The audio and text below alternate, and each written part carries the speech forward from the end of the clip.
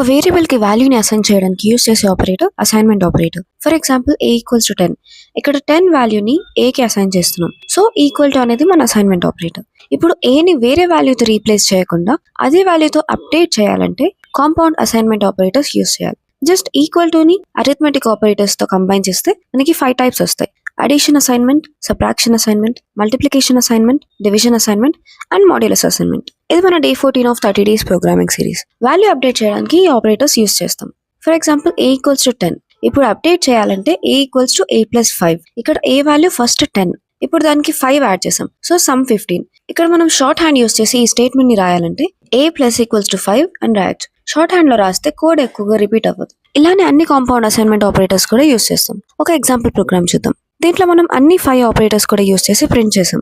But main గా గుర్తుపెట్టుకోవాల్సింది ఏంటంటే ఏ వాల్యూ అనేది ప్రతి లైన్ లో చేంజ్ అవుతుంది. అంటే ప్రతిసారి ఏ వాల్యూ 10 కాదు, క్యాలిక్యులేట్ చేసినప్పుడు ఏ వాల్యూ అప్డేట్ అవుతుంది. నెక్స్ట్ వీడియోలో రిమైనింగ్ ఆపరేటర్స్ గురించి తెలుసుకుందాం. Like, share, comment and subscribe to my channel.